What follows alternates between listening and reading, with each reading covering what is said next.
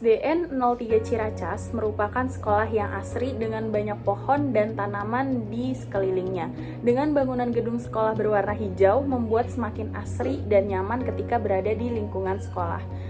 Selain lingkungan yang mendukung kegiatan belajar, di SDN 03 Ciracas juga memiliki sarana prasarana yang lengkap untuk mendukung kegiatan belajar peserta didik. Tujuan observasi ini dilakukan yaitu untuk memperoleh informasi serta data mengenai karakteristik peserta didik di SDN 03 Ciracas. Gaya belajar merupakan hal terpenting dalam proses pembelajaran. Berdasarkan hasil observasi yang telah dilakukan, gaya belajar yang disenangi oleh peserta didik antara lain visual, audiovisual, dan juga kinestetik.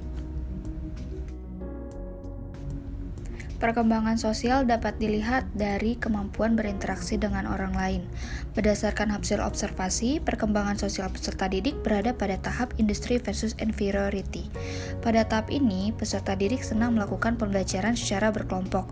Oleh karena itu, guru mengembangkan kemampuan bersosialisasinya dengan cara belajar berkelompok agar dapat berinteraksi, saling membantu, dan juga saling menghargai.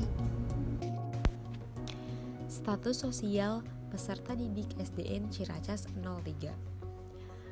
Manusia diciptakan Tuhan dengan diberi rezeki seperti berupa pekerjaan, kesehatan, kekayaan, kedudukan, dan penghasilan yang berbeda-beda.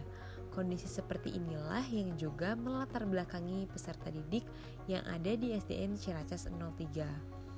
Peserta didik SDN Ciracas 03 berasal dari berbagai kalangan status ekonomi dan sosial, mulai dari kalangan kelas bawah, kelas menengah, hingga kelas atas.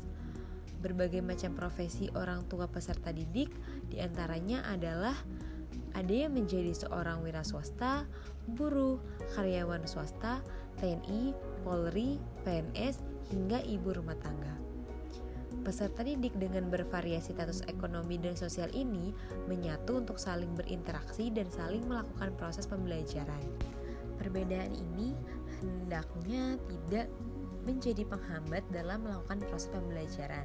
Namun, memang tidak dapat dipungkiri, kadang dijumpai status sosial ekonomi ini menjadi penghambat peserta didik dalam belajar secara kelompok. Perkembangan motorik peserta didik SDN Ciracas 03 sudah berada di tahap terorganisir dengan baik sesuai dengan usia masing-masing peserta didik. Dalam mengembangkan keterampilan motorik peserta didik SDN Ciracas 03, guru sudah menggunakan strategi-strategi pembelajaran, metode yang tepat, serta menyediakan dan memanfaatkan media maupun sumber belajar yang memadai. Sebagai contohnya, guru di SDN Ciracas 03 sudah memberikan tugas kepada peserta didik berupa diskusi antar peserta didik maupun kelompok, kemudian ada sebuah proyek dan pemecahan masalah untuk peserta didik terbiasa berpikir secara sistematis.